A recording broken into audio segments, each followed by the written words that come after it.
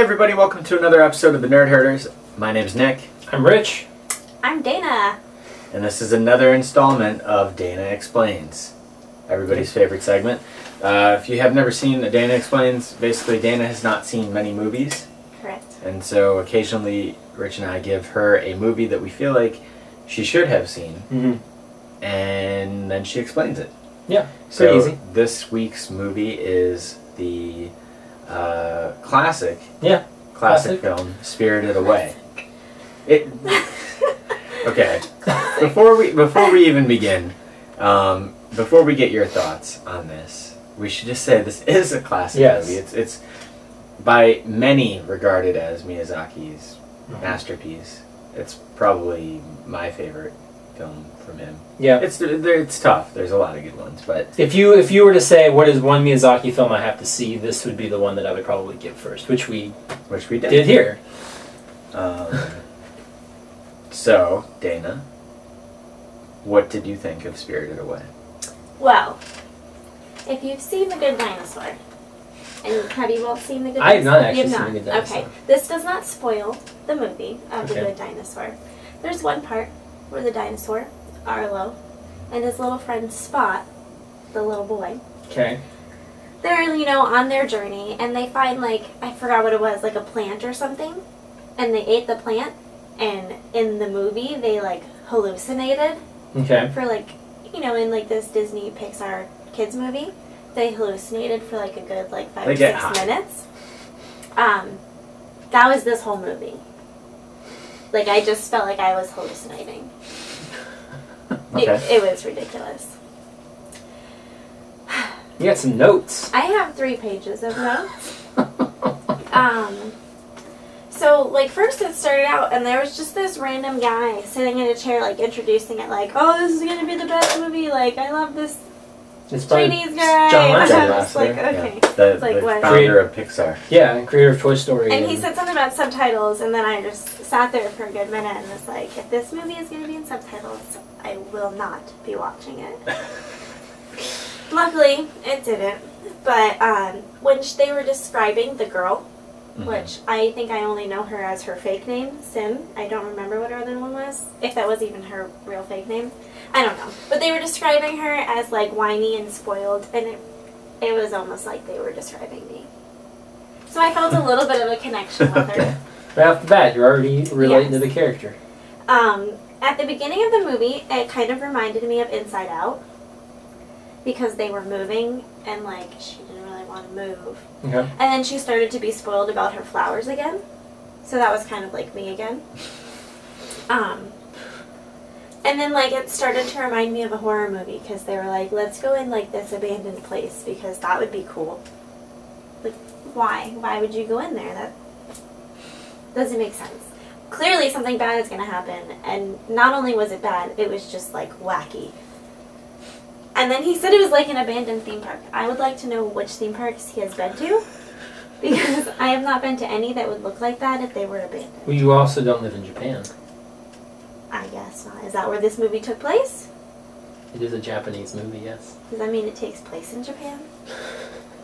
And then they're like, oh, hey, let's eat in this restaurant with no one in it. They were hungry. Again. So then they turned into pigs. And I was just like, what? So then I wrote down that this was weird, and I wasn't sure where the movie was going. Okay. And then I was pretty sure the dad had died as a pig, because he was getting whipped, but then I later found out he still was his own pig You self. can whip something and not kill it. I mean, it really looked like Just he was ask dead. Adrian Peterson. And then I thought halfway through, this is probably all a dream. And then literally 2 seconds later, she's like, oh, I think I'm dreaming. So then I was like, no, it obviously can't be a dream, because now she thinks she's dreaming. And then she starts to fade. I was like, this is definitely hallucinations. It was just weird. A lot of things in the movie kind of reminded me of other Disney things. Okay. So, the Inside Out part reminded me. When, they were first looking at this new place, I don't know what it was called, the Weird Land, it reminded me of Japan in Epcot. And then, there was like this one part where all of these different like weird things were like getting off this boat. And it reminded me of Fantasmic. When all the characters are on the boat going around the thing. The creepy mask guy. I'll go into him more later. Okay. But he reminded me of the guy from Big Hero 6. The Kabuki man? Yes. The job guy in the boiler room, which, oh, actually, he was not the job guy. I thought he was, but he wasn't. The job guy was a job woman with a big head. The boiler man reminded me of the guy from Monsters, Inc. The spider guy? Yeah, their boss. Yes. And then the baby reminded me, it's not a baby, it can talk and walk. It reminded me of Toy Story. There was like a big baby head in Toy Story, right? Oh, the mechanical. Yeah. There was some kind of risque parts throughout the movie. There was like girls with skirts and the wind blew by and they were like, ooh. Oh no. Whoa. Jeez. Creepy Mask Man, he made a lot of moaning noises. That was a little weird. That's how he communicated. And then they just say like, Saki's on the house. Like, is this a children's movie or is this not a children's movie? It's to be enjoyed by all. Yeah, it's a family movie. A family movie. Oh, okay. And then I got really confused. Okay. Maybe you can explain this. Okay. They made a really big deal about the girl, Sin, whatever her name was, that she was human. And they were like, oh my god, no, like, no humans ever. Okay. The baby looked pretty human, except for being ginormous. The girl that helps her definitely looked like a human. But she's from the human realm, the human world. Everyone else is from like the spirit realm. That girl was was a human, right? Or did she have some kind of special, like the one kid that turned into a dragon? Okay, and they fell in love. What?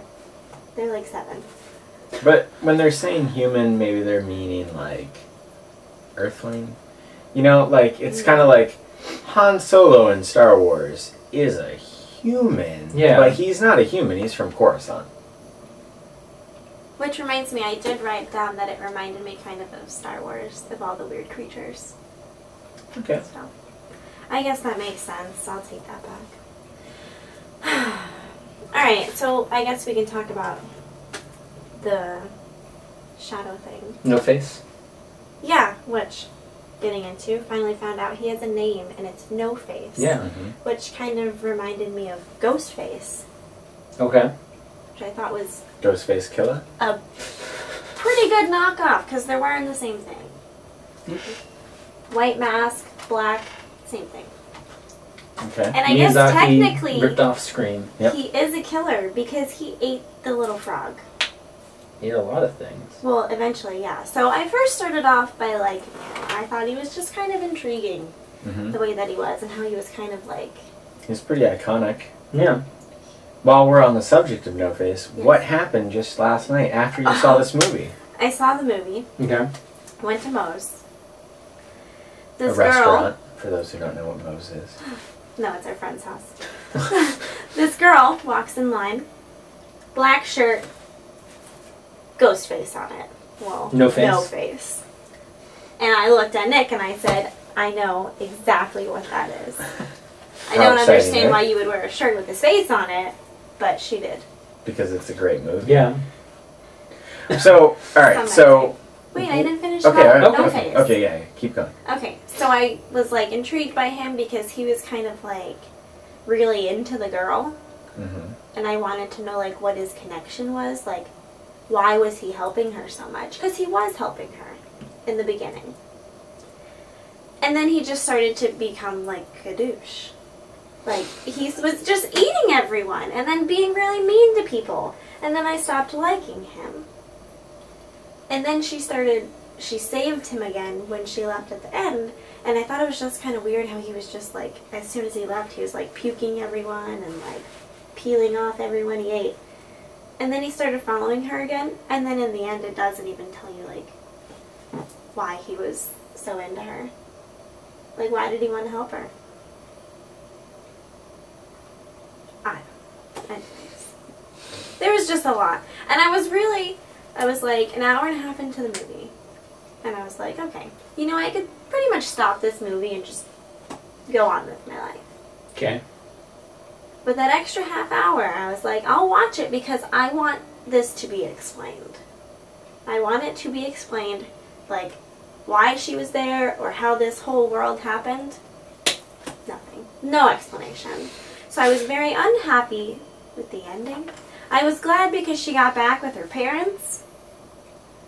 Yeah, because she could find them and all the pigs. She knew which pigs were her parents. But yeah. Daughter's intuition. Yeah. That's a thing. I must have missed the part when the baby turned into a rat. Mm. And then it turned back. But a couple more things about No Face, Ghost Face. No Face, Ghost Face. Why does he have hair? Why He not? had like a little Why round do you have toupee. hair? Yeah, why do you have hair? He was like a mask with like a sheet over him. You don't have hair on top of that. I mean, it's not a sheet. The sheet opens up. There's a mouth there. That's really not a sheet. This is my second point. Why does he have a mouth there if he has a mouth on his mask? Doesn't have a mouth. He's never talked. Like, you don't actually ever see it move. Has. You never a see mouth that on his move. mask. No, but It's part of the mask. But it's definitely in the mouth position. So, and I'm pretty Yeah, but sure. it's on the mask. Do his eyes blink? I don't think so. Mm. I don't recall. We'll have to address the tapes. We'll look back at the highlights. Yeah.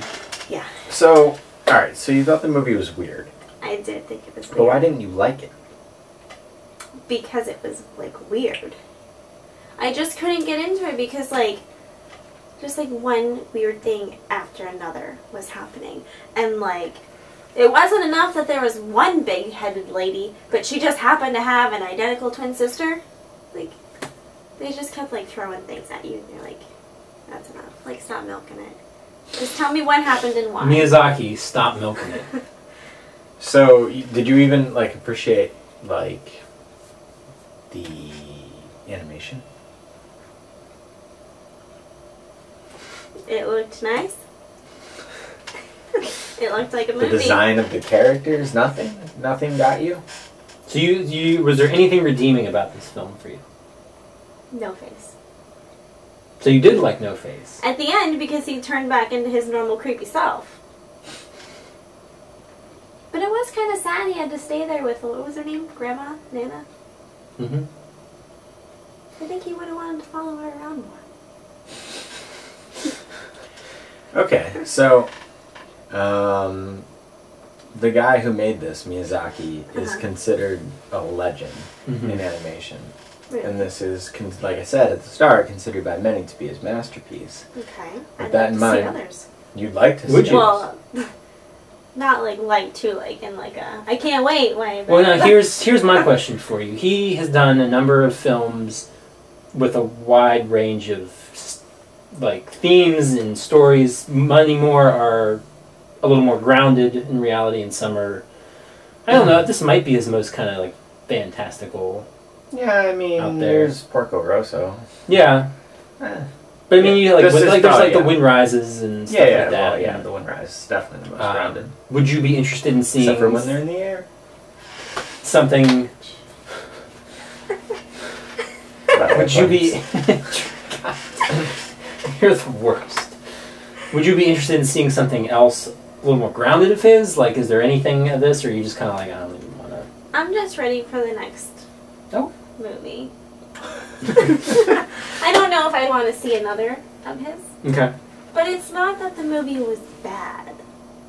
I wouldn't go around telling people, oh, this movie sucked. This wasn't a Reservoir Dogs. Correct. That is Okay. still at the bottom. Okay. So what do you rate this on the Dana scale? Let me just finish. Oh, okay. Oh. But I would not watch it again. Okay. On the Dana scale, I didn't think about that. Maybe like a 6. Because it wasn't like bad where like I couldn't, well, there were some parts where like, should I really follow this? But I could follow it. But That's a plus. So it Yeah. just wasn't your thing. Exactly. It was just a little too weird. Okay. Where would you put it in order of things? I'm glad you asked. There's been 4 movies. Still at the bottom, I don't think it's a surprise to anyone, is Reservoir Dogs. Okay. It's really holding that spot down. So all the movies she's about to say, they're past Dana Explains. You can go back and watch them. Reservoir Dogs. Okay. Reservoir Dogs. Okay. And then I put Spirited Away. Okay. And then I put Dead Alive. Because I did like that one. And then Mallrats. So Mallrats has been the best movie that we've had you watch So far, yes. And the other two weren't bad. It's just that Mallrats was better. Okay. All right. So are you ready to find out what your next movie is? Oh, I can't wait. So when people are watching this, it'll already be a different day. But today, what is today, Dana? I already know. It's Groundhog's Day, and 6 more weeks of spring, and I'm going to see the movie Groundhog's Day. That was a pretty good guess. That was a pretty good... You've never seen Groundhog Day, right? No. So, do you know what it's about? We have it here. Yeah. I think it's something that really... Don't read the back. Okay, sorry. I just wanted to look. There's a groundhog on it. I think it's something that just keeps happening. I've heard something like that. Like, the movie just keeps happening. Do you know who Bill Murray is? Was he in Zombieland? Yes, he was in Zombieland. Yes, he was.